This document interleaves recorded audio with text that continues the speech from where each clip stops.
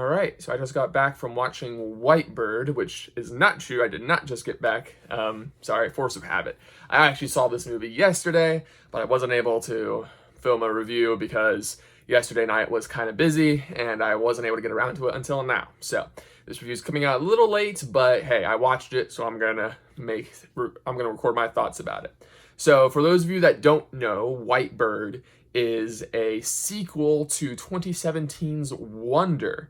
And if you don't remember what Wonder is about, it's a story about a boy who has a physical deformity on his face. His face is not normal, it looks strange, and so he's bullied at school because of that. And it's kind of about how he maintains positivity and overcomes this struggle in his life when he's in school. Now, this is a sequel to that, but it's not about him. It's about one of the bullies of that movie that got expelled from the school for being so mean, and now he's in a new school. He's in a high school now, I believe, and it's a story about how his grandmother tells him her story about how she was a Jew in France during World War II and how she experienced prejudice and how acts of kindness helped her survive that awful time, and how he needs to be kind. Because kindness is easy when it doesn't cost you anything, but kindness means a lot when it costs the person who is being kind something. They're making a sacrifice by being kind.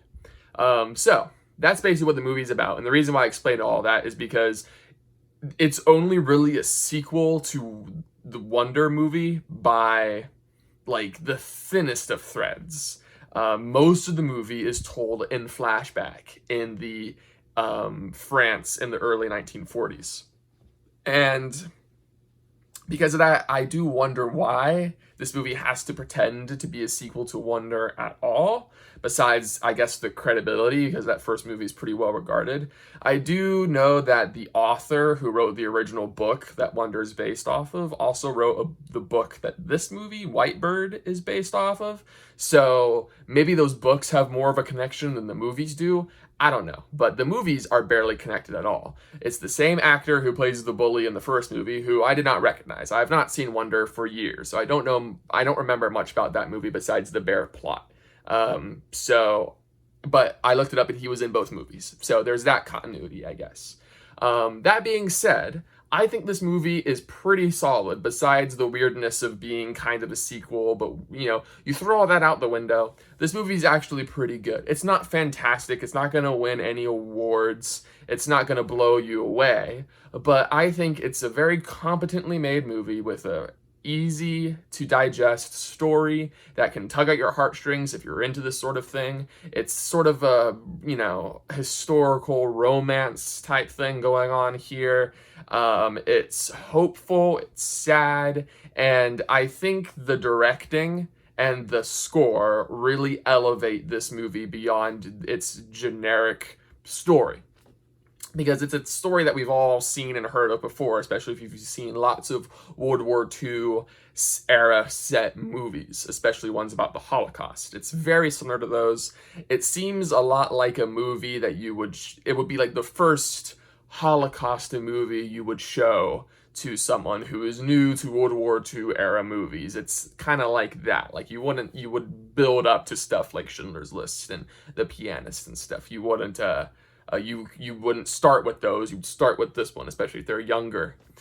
This movie does have certain intense scenes, but I think for young tweens, this movie could work just fine. But like I said, the directing and the score really elevate it beyond just generic. The director is Marc Forster. I believe that's how you say his last name, and I believe he's a very underrated director. He's directed some really great stuff. Stuff like Christopher Robin, A Man Called Otto, Finding Neverland. He's really a good director, and his talents are really on display here. He doesn't shoot things in a generic way. He makes points visually insteed of just having the dialogue always carry everything, and I appreciated that. And then the score as well is by Thomas Newman, who is a legend at this point. I mean, he's the same guy that did the score for Finding Nemo, which is a great score. So the score is very whimsical, very fairy tale-like, which kind of adds to the storytelling nature of this movie.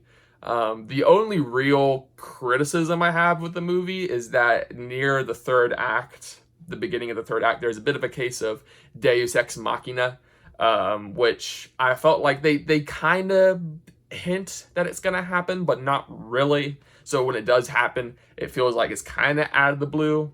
However, the nature of the Deus Ex Machina is something that I personally enjoy a lot whenever it happens in movies. So it didn't bother me that much, but I will say objectively that it was out of nowhere, kind of. And I don't feel like they gave it enough setup, even though I enjoyed it. So yeah, that's basically it. Whitebird. If you really don't want to watch Joker, Folie à Deux, because it's bad reviews and it's, you don't really want to feel like watching a movie that's kind of depressing, to be honest. Then I'm not saying Whitebird is all sunshine and roses, but it does end on a more positive note. If you want to go watch a movie like that, Whitebird is playing in theaters right now. You can go ahead and check it out.